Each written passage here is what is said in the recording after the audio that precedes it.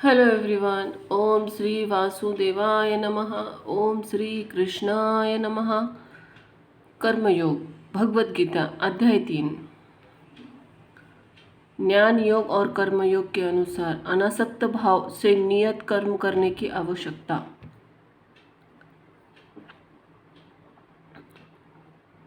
कर्मयोग संपूर्ण हिंदी में अर्थ सहित। ओम श्री कृष्णाय नमः। अर्जुन बोले, हे जनार्दन, यदि आपको कर्म की अपेक्षा ज्ञान श्रेष्ठ मान्य है तो फिर हे केशव, मुझे भयंकर कर्म में क्यों लगते हैं?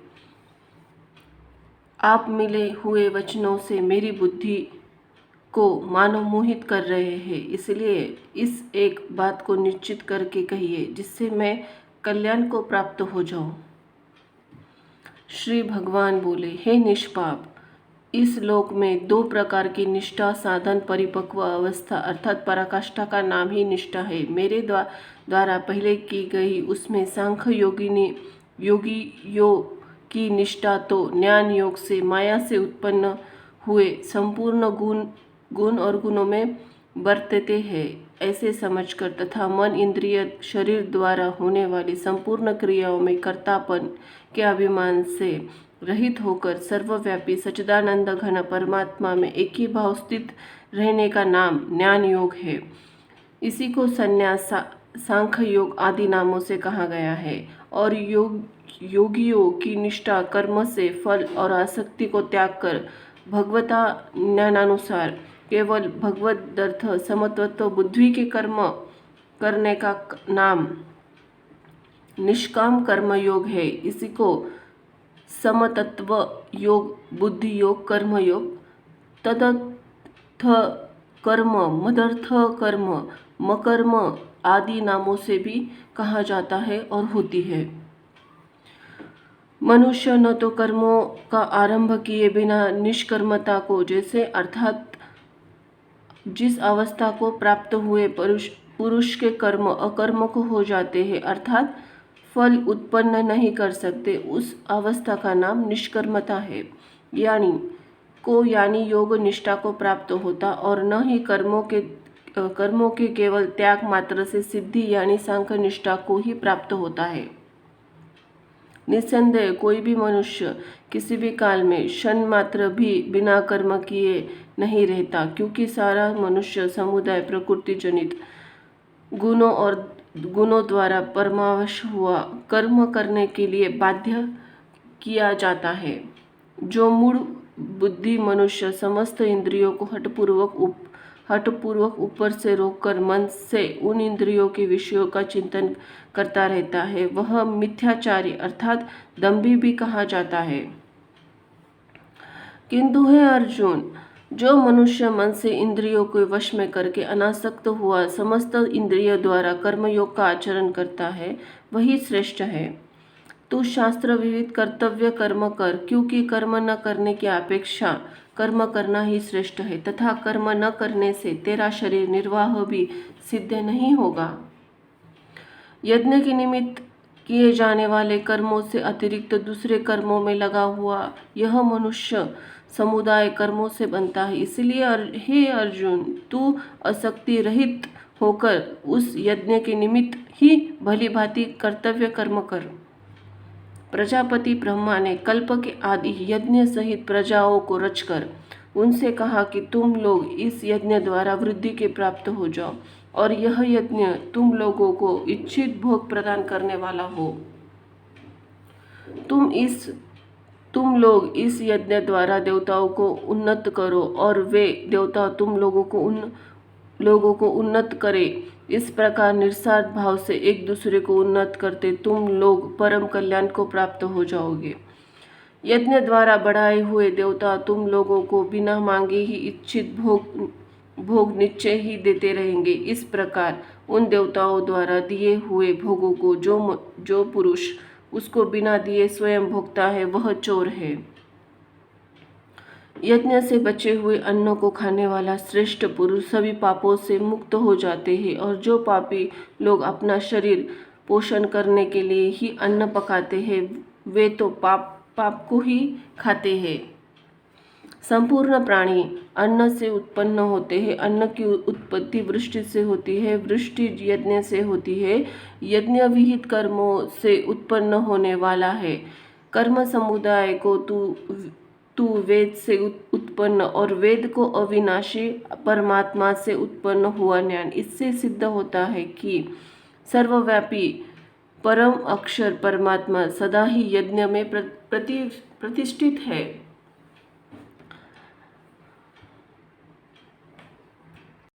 हे पार्थ, जो पुरुष इस लोक में इस प्रकार परंपरा से प्रचलित सृष्टि चक्र के अनुकूल नहीं बरतता, अर्थात अपने कर्म का पालन नहीं करता, वह इंद्रियों द्वारा भोगे में रमन करने वाला पापीयु पुरुष व्यर्थ ही जीता है।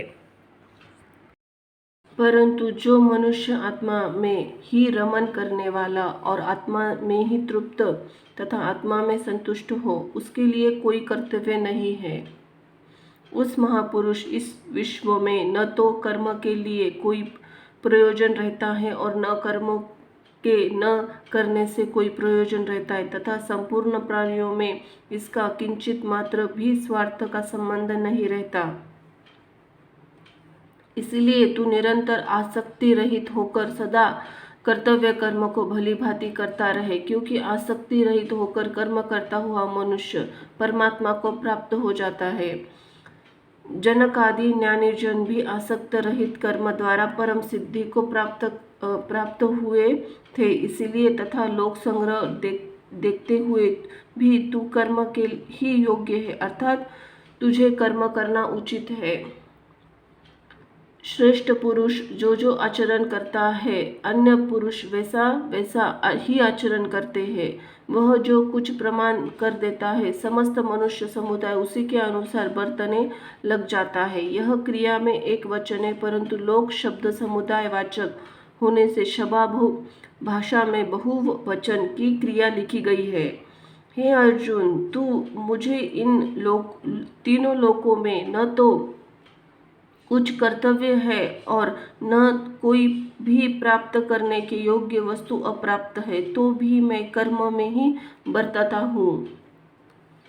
क्योंकि हे पार्थ, यदि कदाचित मैं सावधान होकर कर्म में न बरतूं तो बड़ी हानि हो जाए, क्योंकि मनुष्य सब प्रकार से मेरे ही मार्ग का अनुसरण करते हैं।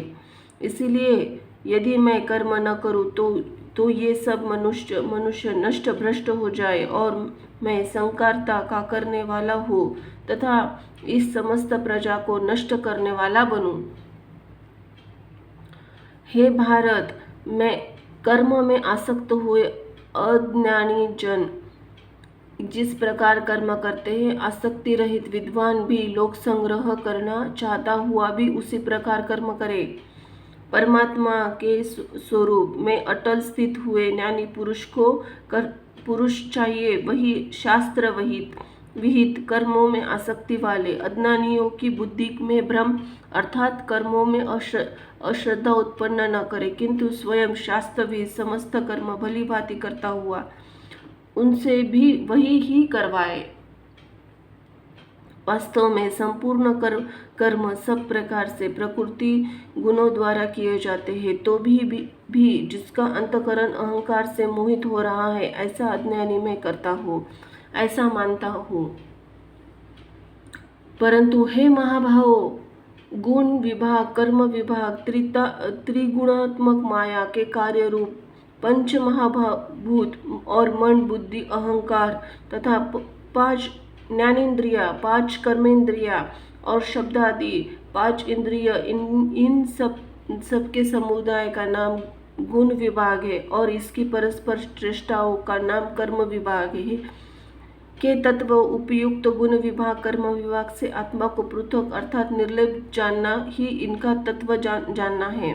को जानने वाला ज्ञान योगी संपूर्ण गुणों में बरकत रहे है ऐसा समझकर उनमें आसक्त नहीं होता। प्रकृति के गुणों से अत्यंत मोहित हुए मनुष्य गुणों और कर्मों में आसक्त रहते हैं। उन पूर्णतया न समझने वाले मंद बुद्धि अज्ञानियों को पूर्णतया जानने वाला ज्ञानी विचलित न करे। मुझे अंतर्यामी परमात्मा में लगे हुए चित्त द्वारा संपूर्ण कर्मों में आसक्ति संपूर्ण कर्मों में मुझ में अर्पण करने, आशा रहित, ममता रहित और संताप रहित होकर युद्ध कर।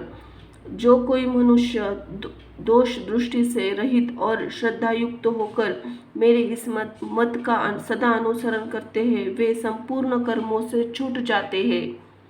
परंतु जो मनुष्य मुझ में दोषारोपण करते हुए मेरे इस मत के अनुसार नहीं चलते हैं, उन मूर्खों को तू संपूर्ण ज्ञानों में मोहित और नष्ट हुए ही समझ।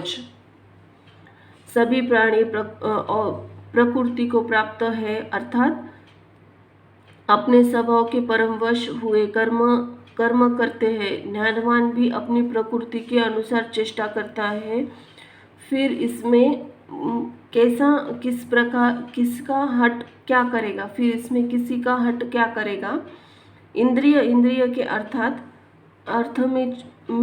अर्थात प्रत्येक इंद्रिय विषय में राग और द्वेष छिपे हुए स्थित है। मनुष्य उन दोनों के वश में नहीं होना चाहिए, क्योंकि वे दोनों इसके कल्याण मार्ग में विघ्न करने वाले महान शत्रु है। अच्छी प्रकार आचरण में लाए हुए दूसरों के धर्म से गुण रहित भी अपना धर्म अति उत्तम है। अपने धर्म में तो मरना भी कल्याणकारक है और दूसरों के धर्म में भय देने वाला है। दूसरे का धर्म भय को देने वाला है। अर्जुन बोले, हे कृष्ण, तो फिर यह मनुष्य स्वयं न चाहता हुआ भी बालत लगाए हुए की भांति किससे प्रेरित होकर पाप का आचरण करता है। श्री भगवान बोले, रजोगुण से उत्पन्न हुआ यह काम ही क्रोध है। यह बहुत खाने वाला अर्थात भोगों से भी कभी न अघाने वाला और बड़ा पापी है। इसको ही तू इस विषय में वैरी जान। जिस प्रकार धुएं से अग्नि और मैल से दर्पण ढका जाता है तथा जिस प्रकार जेर से गर्भ ढका जाता है, वैसे ही उस काम का द्वारा यह ज्ञान ढका जाता है। हे अर्जुन, इस अग्नि के समान कभी न पूर्ण होने वाले काम रूप ज्ञानियों के नित्य वैरी द्वारा मनुष्य का ज्ञान ढका हुआ है।